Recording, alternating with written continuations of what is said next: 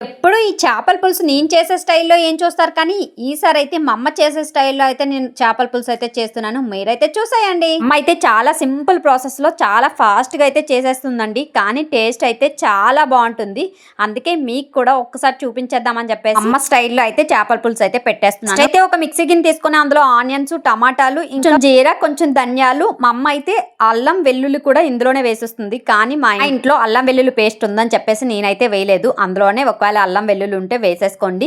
అవన్నీ మిక్సీ చేసి అయితే పెట్టేసుకున్న తర్వాత నేనైతే చేపలు అయితే ముందు రోజు తీసుకున్నాను. అందుకే మ్యాగ్నేట్ చేసి అయితే పెట్టేశాను అనమాట. కొంచెం ఉప్పు కారం వేసి మ్యాగ్నేట్ చేసేసుకున్నాను. ఇంకా ఆ మ్యాగ్నేట్ చేసుకున్న చేపల్లోనే ఆల్రెడీ మనం పేస్ట్ చేసుకున్నాం కదా అన్నమాట. ఆ పేస్ట్ కూడా వేసేసుకొని కొంచెం పసుపు, ఉప్పు, కారం అంటే అల్లం వెల్లుల్లి పేస్ట్ అయితే వేసుకున్నాను. కొంచెం చింతపండు పులుపు కూడా కొంచెం ఆయిల్ కూడా వేసేసుకొని బాగా కలిపి అయితే సిమ్లో పెట్టి అయితే ఉడికించుకోవాలన్నమాట. సిమ్లోనే పెట్టి ఉడికించాలి. అలా ఉడుకుతున్నప్పుడు మనం కొంచెం కొత్తిమీర కూడా వేసేసుకోవాలి. మరి వేసిన తర్వాత ఒక 5 మినిట్స్ ఉడికిస్తే మన చేపల పులుసు అయితే రెడీ అయిపోతుంది. మీరైతే ఖచ్చితంగా ట్రై చేసి నాకు కామెంట్ చేసేయండి. Bye bye.